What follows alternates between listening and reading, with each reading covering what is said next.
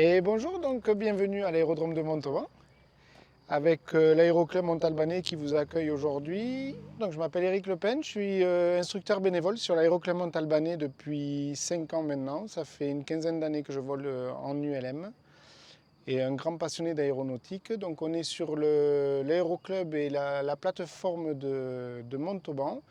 Nous avons juste à côté donc l'armée, le 9e BESAM, et l'aérodrome, ça fait environ plus de 100 ans qu'il existe, qu'il a été créé. Donc aujourd'hui, on est venu faire un tour en ULM pour filmer la rivière Aveyron. Donc on a traversé Bruniquel, Nègrepelisse, la Motte Capdeville. On a aussi pu passer par Laguépi Ah oui, la Guépie. et bien sûr Saint-Antonin-Nobleval. Nous avons effectué ce vol pour le documentaire que nous préparons avec l'association Survol. Pour montrer l'importance de l'eau de la rivière Aveyron. Effectivement, donc on a pu partager ce vol tous les deux. On a découvert l'Aveyron. Alors moi, je l'avais déjà fait plusieurs fois. Aujourd'hui, on a vu qu'elle était très chargée due aux pluies de la semaine précédente, mais très jolie. On a bien profité du parcours. Et c'est toujours un plaisir de survoler ces gorges et ces méandres.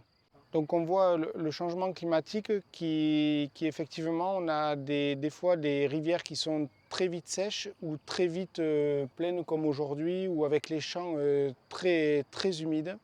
Alors le fait de pouvoir survoler ces endroits, ça nous permet aussi de comprendre tout ce qui est le côté hydrologie et de dire qu'il faut vraiment préserver ces endroits-là, ne pas les détruire parce qu'à force de vouloir toujours se rapprocher, avoir des meilleures vues pour plein de raisons, en fait aujourd'hui on voit que ça se passe bien, ça reste très joli. Et pourquoi le dégrader plus?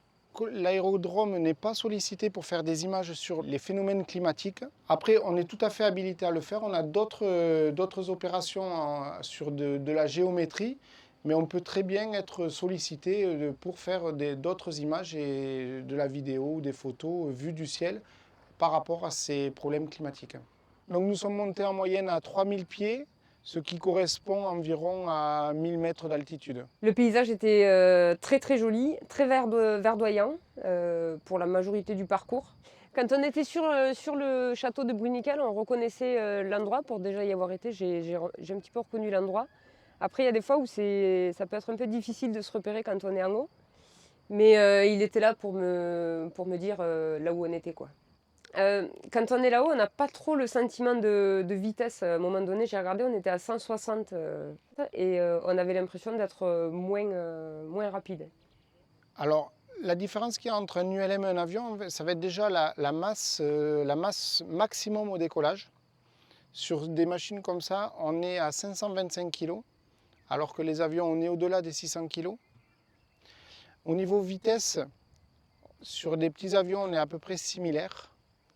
Après, il y a des avions qui vont beaucoup plus vite. Ça, c'est comme si vous prenez une 2 chevaux et une Ferrari. Donc une fois là-haut, on a rencontré un petit peu de turbulence, comme une impression de trou d'air, si on peut appeler ça. Ici, en fait, c'est le vent qui va passer au-dessus de la forêt de la Grésine, qui va ensuite former des rouleaux de l'autre côté. Et c'est ça qui va nous faire des turbulences. C'est pour ça qu'en fait, pour la vidéo, on a été obligé de monter un tout petit peu plus haut pour qu'on soit plus à l'aise et que les vidéos soient plus stables. Je conseille aux gens de venir voler à l'aérodrome avec Eric. C'était très agréable. J'ai même il m'a même proposé de conduire, Alors, de prendre les commandes. de prendre les commandes. Je ne l'ai pas fait, mais j'aurais pu. Et voilà, c'était vraiment une très belle expérience.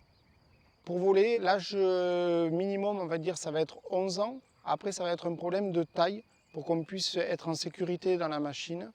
Et c'est toujours un plaisir de partager ces moments-là avec ces personnes parce qu'effectivement, on voit des paysages, ça nous permet de prendre de la hauteur et de voir sous grand angle ce qui se passe dessous.